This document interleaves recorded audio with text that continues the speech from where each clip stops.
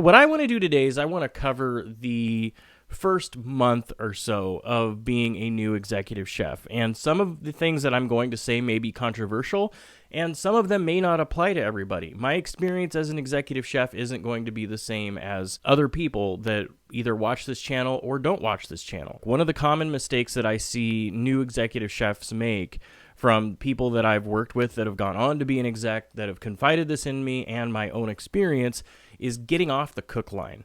They have this mentality of needing to be on the line all the time, and they feel like if they're not on the line, then they're not working. Now, over time, over the years of doing this, you start to kind of get better at it. But your job is to make sure the restaurant's running smoothly. You know, you're more in charge of ordering vendors, schedules, and that kind of stuff. Now, are there going to be times where you're going to need to jump on the line? More than likely. You're more than likely going to have to help somebody at some point do something. And in fact, there's a name for people that often do not help do any of the prep or anything, and they're called clipboard chefs. You know, they're always the ones walking around with clipboards, micromanaging, bossing everybody around, but they don't actually help do anything. They're more focused on whatever's on their clipboard, which honestly sometimes is probably just a blank notebook or something like that. One thing that you're going to want to do is you want to get everybody's availability. Have everybody resubmit their availability. Some people have been there for years. Some people were only there for 6 months. Everybody's life changes. People get married. People have kids. People have, believe it or not, people have lives outside of the kitchen. And because of this, availabilities can change. And this will actually offer them an open atmosphere to feel like they can put in that availability change. Whereas before they had an open availability, maybe now they solidly always want Monday off. For example, maybe they need to come in at 8 instead of 6, you know, little changes like that.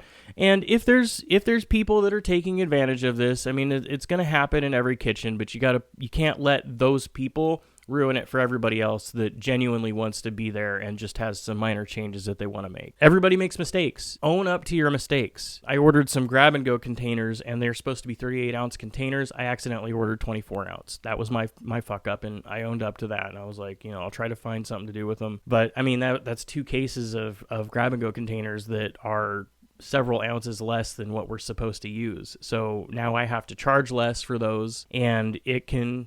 you know, that could cost money. If you make a mistake, you should be able to be like, look, I did this. I fucked up. My bad. Take ownership over it. You are part of a team. You are not the supreme dear leader hovering over people, micromanaging, making sure they're doing. It's going to seem lazy. It's going to sound stupid, but you are there as an observer. You are there to watch everybody. And unless there is something catastrophic that you need to involve yourself in, you are better off just watching and observing. Watch the service, see how they do things, see how the workflow goes. Then after you spend this period of time learning the workflow, learning people's nuances, ins and outs, and how they do things, you'll be able to come up with strategic options for how to improve. The worst thing you can do is to go in and day one just start bossing everybody around, right? That doesn't go, not only does that not go over well with the other cooks, but you don't know what systems do and don't work for that kitchen. Just because something didn't work in a previous kitchen that you did doesn't mean that it won't work here. Now, obviously, there's going to be some things that universally are just really bad ideas that should never happen. You know, maybe, for example, you come in as an executive chef and you see that they are utilizing Chef Mike a little too much. Maybe you are going to come up with a strategic plan in order to eliminate that microwave. But in order to do that, a lot of things will have to change. The culture around throwing everything in the microwave needs to be changed. The prep lists are going to have to change. The ingredients are going to have to change. The things that people do while they are in the restaurant are going to have to change. A lot of things change when you aren't prepping everything in the morning and then just throwing it in the microwave for 2 minutes or whatever. Hopefully that's not the case, but I'm just giving an example of something that maybe you're observing service and you see this. Maybe you're watching service and it seems like everything's a shit show and people are just, they don't really care about the guest and they are just outside smoking. During service, they go and get stoned in their truck because they feel like they perform better when they actually don't. True story, that really happened to me. There was this dude that he swore up and down that he performed way better when he was fucking blitzed out of his mind. And he would go and he would get stoned. He would come back on the line and he just was like staring like fucking space cadet, dude. I'm 420 friendly, but at work, When you can't concentrate and focus on your shit and do what you need to do, you can't do it. Just do it after your shift, man. Do it after your shift, or do it early enough to where you're sober by the time you come in. Like, that's all I'm asking. Don't smoke weed during your shift. It's little things like that you'll start to notice over the course of being there, because when you're a new executive chef, kind of what happens is a lot of the people that work in the restaurant will kind of be a kiss ass and start feeling you out and see what they can and can't get away with as they're talking to you. And so as they do this, they figure out what you will, what you're strict about, what you're loose about, ways that they can brown nose you, and then they try to execute that. So the best thing is not to let them see any of that and just let them do what they're going to do.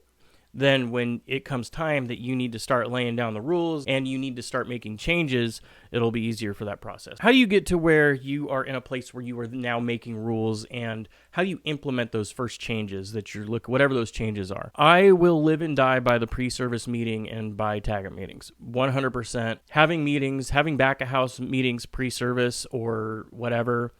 What you can do is you could do pre-service meetings every shift. Everybody knows that 10 minutes before service, you're just going to go over what worked, what didn't work, new things that you want to try, ask if there's any questions, comments, concerns, grievances, or anything like that.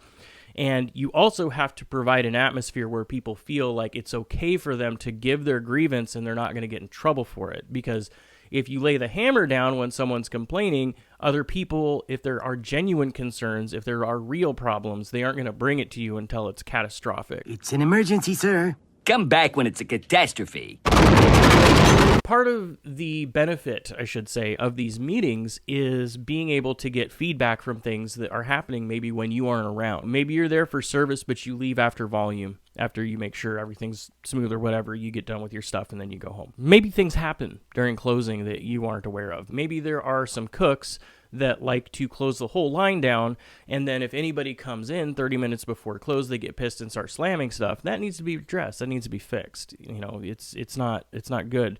And that attitude ends up being toxic and can, wear down the rest of the crew. You can do either all hands meetings, or you can do more in-depth meetings, whatever, once a month, once a quarter. It just depends on what you're going to do. It also depends on if you want to implement any review systems where you systematically review people, or if you just like giving feedback in the moment and just try to work with and coach people. You also want to get familiar with whatever ordering. If you're not familiar with ordering, you want to get familiar with whatever ordering software you're going to be using. US Foods recently, not as recently at this point, but recently they changed to a thing called Moxie, and there were a lot of issues with modifying orders. So you would put in your order, and then if you needed to change anything, it wouldn't save those mods, and then your product would come in and you'd be missing the things that you added to that modification list, and so then you'd have to go double check, and it was a mess. I think they fixed it, but the point is you want to get familiar with that software because you want to know. Now, Cisco has some really awesome things. I'm not as familiar with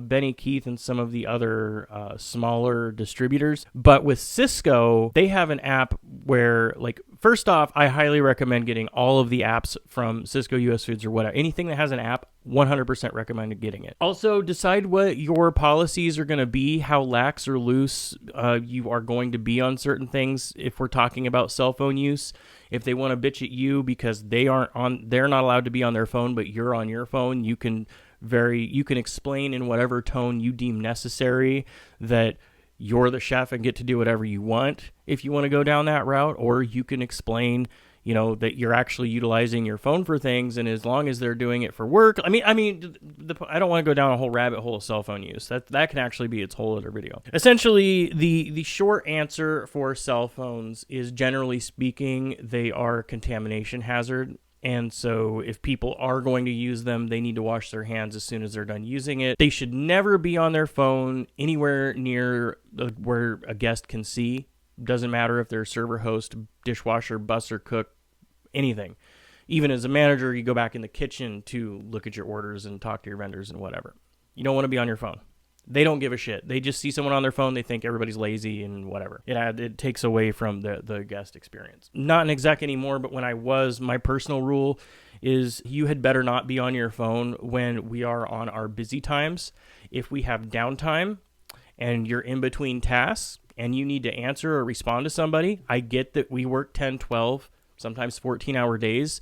You're not going to have time to text your girlfriend about the groceries that you need to pick up after work. You're going to have to do that while you're at work. Like, people have lives, and I think that we need to shift our expectations to understanding that people use things besides just being on TikTok and Facebook and stuff like that. You're going to have to use your own judgment. Now, I can sit here and I can give you all of these tips and stuff on what to do when you are starting as a new manager, but ultimately, at the end of the day, as I've said several times, there's billions of people on this earth. There's hundreds of thousands of restaurants out there. Every restaurant is different. There are restaurants, for example, that they do not allow any type of noise in their kitchen. Cell phones are absolutely unheard of. If you want to use a blender, you have to go into a special room to use the blender in one of these like higher end kitchens. And there's nothing wrong with that. So me saying like, you know, you can be a little lax on cell phones depending on the circumstances and understanding people have blah, blah, blah. It doesn't matter. That doesn't matter for every restaurant on earth. It's just how I prefer to do things. Everybody's different. Do it how you want. People will attempt to push the boundaries for whatever rule you have in place. For example, if you say 0 tolerance for cell phones, if I catch you on your cell phone, you're leaving. Like hardcore, I don't even want to see the imprint of the phone in your pocket. Like, it better be in your purse, in your locker, in your backpack, or whatever. I don't want it around, whatever. If say you're that strict on it, people are still going to sneak their cell phones. They're going to check them really quick in dry storage. They're going to take extra bathroom breaks and use the restroom like it's a phone booth. They're going to check things in the walk-in. They'll send a message, and then when they leave the walk-in, the message will send. They'll go out for more smoke breaks. Like, people will manipulate the rules to do what they want to do. So that's why I'm saying you have to use your own judgment on that. Smoke breaks, generally, don't abuse it. You can go out for as many smoke breaks as you want, with the exception that, like I said, you can't abuse it. You can't sit out there for 45 minutes smoking. I understand. I used to smoke. I don't smoke anymore, but I understand that you get to a point where you're getting irritable, and I would rather you have a cigarette in your system and get back on the line. I am not your counselor. I am not here to make you stop smoking. I'm here to run a kitchen. So if you're going to have a fucking attitude because you didn't get a cigarette and I have to deal with your bullshit on the line, just before service starts, go smoke your fucking cigarette and then come back and be in a better mood. All right, that's pretty much what my policy is going to be. Cigarettes are not alcohol. Obviously, I don't want you drunk on the line, you know. That being said, there are blackout times that I have on the smoke breaks. For example, say we start service at 5. There's a little bit of leeway, but by 7, we are busy and we don't stop till 9:30 or 10 o'clock. You're not getting a smoke break. You should have taken your smoke break before. Be pissed off. I don't care. We're going to get through service. It's only a few hours. Just chill your shit. Get through service. Go have your cigarette, right? You're first in line. Go smoke. Next time, make sure that you are smoking before we start our busy times. We have our blackout times between lunch and dinner service. This should, at the same time, it should have been articulated. If it's not articulated and they get pissed off and then you're making these rules up on the fly, you're going to piss people off. So this is why I say pre-service meetings. That's going to be a problem. Some things to look out for. Gossip. Toxic gossip train. You need to shut gossip down. Do not have gossip in that kitchen. That is a kitchen killer. If you have somebody coming up and they're gossiping to you, knowing that you're the executive chef, hammer down. You do not want them to feel like it's okay for them to go gossiping about other people. How you do that is going to be up to you. Generally speaking, you want to take with anything that you do as far as like interpersonal communication with other employees, the approach should be firm but fair. You should be able to put your foot down and they know that you're not afraid to lay the hammer down, but you're also fair. And somewhere inside, they know I shouldn't have been doing that. I shouldn't have been being so lazy. I shouldn't have been gossiping. They know that somewhere. They may get pissed off, and if they get pissed off enough to leave, trash took itself out. You don't need those people there. If someone is going to get so pissed off at you because you called them out for their fucking gossip and they want to leave, good riddance. Don't let the door hit you on the ass on the way out. You'll filter out these people really quick. We don't need shitty ass people working. Treat the guests like family and treat the employees like the guests. If your brother came in with a shitty attitude, you know, you wouldn't like tiptoe around it and just hope that he got better or whatever. You'd address it. Be like, dude, are you okay? Is there something going on? Like, no, why? Because you have a fucking attitude, you know? Like, everybody else is in a good mood, and, like, you're bringing everybody down, man. Stop being a buzzkill, you know? And then he's like, well, you know, my turtle died. It's like, okay, well, sorry, but stop having a shitty attitude. I mean, it's not just, you know, whatever. Keep that servant's mentality. Don't let the job make your head big. You know, don't turn into one of those jerky ass managers. You don't need to treat someone like shit because you were out on your ass with a fucking drinking problem 5 years ago. Like, deal with your go to fucking counseling. Don't take it out on the employees, you know? If you thought this video was useful, let me know by leaving a thumbs up and subscribe if you aren't already. If you want to support my channel in another way, I do have the 86th Street store, which I just recently put in some stuff, and I am working on getting a polo that's going to have my logo on it. Hopefully they're almost like a work shirt, but it's got like the 86 like logo on it. But otherwise, you guys are awesome. I hope you have a wonderful and amazing day, and I'll see you on the next one. Peace.